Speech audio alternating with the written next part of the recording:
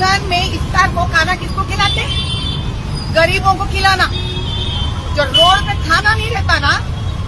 अस्सलामुअलैकुम दोस्तों, 13 मार्च 2026 जुम्मे का दिन लग चुका। बहरीन के ऊपर भी ईरान की जानिब से एक हमला किया गया था, लेकिन देखिए इसके चलते लोग आप सल्लल्लाहु अलैहि वसल्लम की एक हदीस शेयर कर रहे हैं जिसमें मुसलमानों को डराने के ऊपर मना किया गया है। ये हदीस को लोग शेयर करते हुए बहरीन के लोग लिख रहे हैं कि नमाज़ पढ़ रहे थे उस वक्त डरा दिए।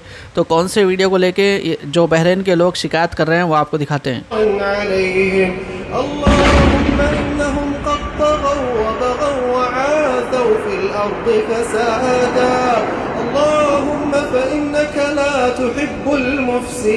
कई लोग आप यहाँ पे देख सकते हैं कितना ईमान इन लोगों का मजबूत है, बिल्कुल भी शेक नहीं हुए। और कुछ दिन पहले ईरान और दूसरे मुख्तलिफ मीडिया चैनल्स की जानिब से यह दावा किया गया था कि जो अली ख़मीनी के वाइफ है उनका इंतकाल हो गया बोल के, लेकिन देखिए अभी ईरान मीडिया ने कहा है कि वो अभी ज़िंदा है। तो देखिए इस तरह से अपडेट्स चेंज होते रहते हैं। इसी वजह से हम कहते हैं कि सब्सक्राइब करके नोटिफिकेशन ऑन कर ले ताकि लेटेस्ट अपडेट्स आपको सबसे पहले मिलते रहें। मजलिस इत्तेहादुल मुस्लिमीन के नामपल्ली के MLA माजिद हुसैन की जानिब से 13 मार्च 2026 को यानी कि आज एक इफ्तार पार्टी करवाई जा रही है।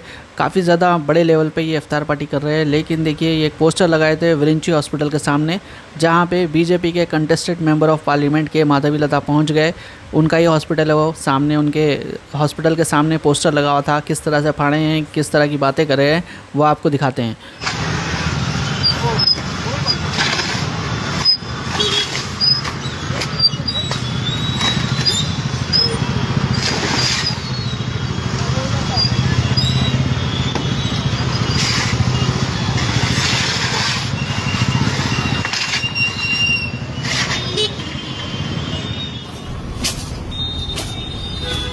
रमजान में इफ्तार को खाना किसको खिलाते?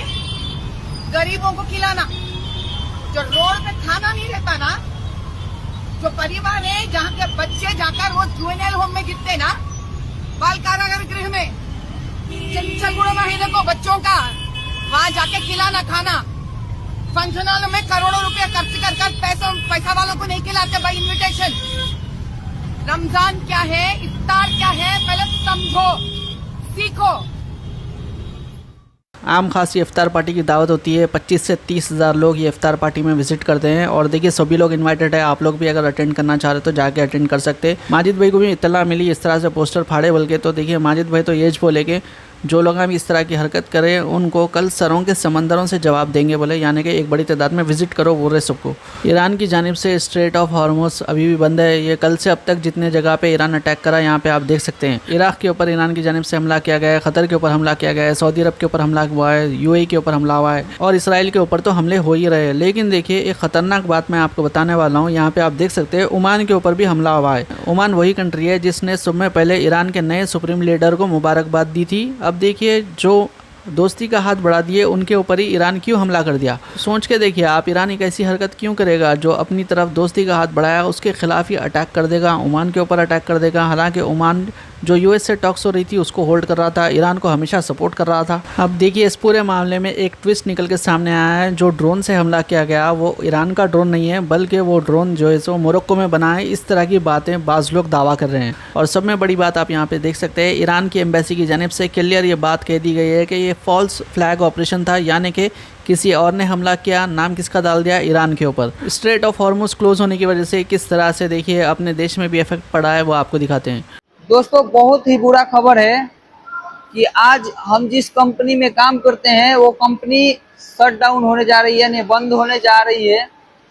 रीजन ये है कि हमारी कंपनी को पर्याप्त मात्रा में जितना गैस ज़रूरत है टेम्परेचर मेंटेन करने के लिए वो गैस मिल नहीं रहा है, जिस वजह से हमारी कंपनी बंद होगी और आज के डेट में ही बंद होगी और इसका कोई ठिकाना नहीं है कब चालू होगी। जब तक गैस आएगा नहीं तब तक चालू होगी नहीं।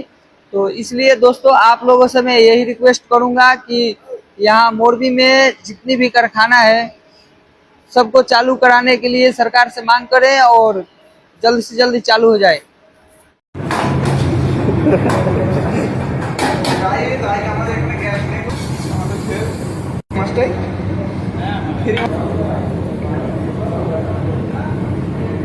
గ్యాస్ బెంగళూరులో గ్యాస్ ఇవ్వలేదని చెప్పి మా పీజీ ఓనర్ ఇక్కడ బొగ్గుల పొయ్యి మీద అయితే వండుతున్నాడు. మా పీజీ ఓనర్ ఇక్కడ కట్ల పొయ్యి అయితే ప్రిపేర్ చేసుకున్నాడు. గ్యాస్ అయితే ఇవ్వట్లేదు బెంగళూరులో.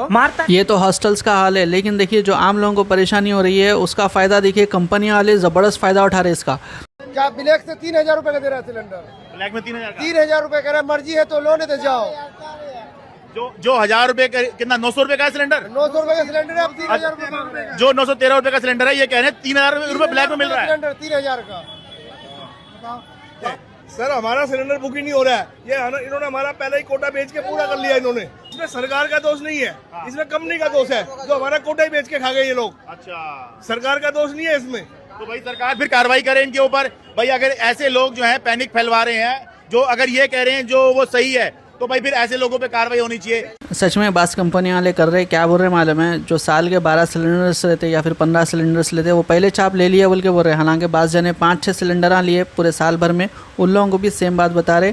और देखिए इसमें ये कंपनियों के ऊपर कार्रवाई करना चाहिए सरकार को। एक साथ कैसा बुक कर लिया, कैसा निकाल लिया लोग बगैर OTP के, कैसा सिलेंडर बुक कर लिया बोल के बोल रहे लोगों को। भाई तुम्हें पता होगा इस वक्त सिलेंडर का क्या मैटर चल रहा है, अच्छी तरह पता चला। पूरे हिंदुस्तान में सबको पता है कि सिलेंडर का बहुत बड़ा मैटर चल रहा है जो जंग हुई भी है उसकी वजह से। ये घर का सिलेंडर 900 वाला, 800 रुपए वाला 1400 रुपए का बेच रहे हैं, ये 2500 का बेच रहे हैं।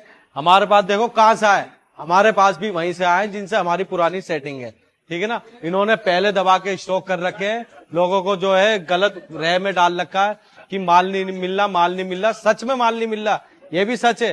बहुत सारे होटल बंद हो गए, बहुत सारे रेस्टोरेंट बंद हो गए, जो अपना कार्ड लगाते हैं, ठेला लगाते हैं, और ये जो क्या नाम है चाइनीज आइटम बेचते हैं, सब बंद हुए पड़े हुए। नए रेस्टोरेंट बंद हो गए सिर्फ इसकी वजह से, सिलेंडर की वजह से। तो भाई ये जो सारा मैटर हुआ है लड़ाई की वजह से।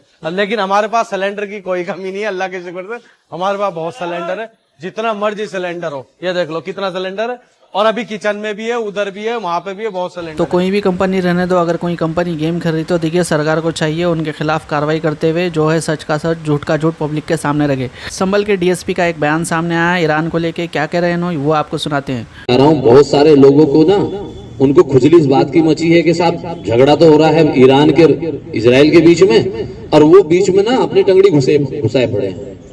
भाई अगर इतनी दिक्कत है तो आप बैठ जाओ जहाज में, जब जहाज लेने जा रहा है वहां ईरान में फंसे हुए भारतीयों को, तो जहाज में बैठ जाओ और चले जाओ, और जाओ लड़ो ईरान की तरफ से, लौट के आ जाओ। लेकिन किसी दूसरे 2 देशों के बीच में झगड़ा हो रहा है, और उस झगड़े का अगर हमारे देश में कानून व्यवस्था पर कोई असर पड़ेगा तो हम फिर इलाज कराएंगे बहुत बढ़िया वाला। कहीं पर किसी भी प्रकार का किसी नमाज में, अलविदा की नमाज में या जुमे की नमाज में, कोई भी किसी प्रकार के किसी देश के विरोध में, किसी के विरोध में कोई स्लोगन, कोई पट्टी, कोई नारा, ये नहीं होना चाहिए। हम हिंदुस्तानी हैं, हम भारतीय हैं, हम यहाँ सुकून से रह रहे हैं। 2 देशों के बीच में, 4 देशों के बीच में जो लड़ाई हो रही है वो उनके अपने अंतर्राष्ट्रीय मुद्दे हैं, वो जानेंगे उसके लिए।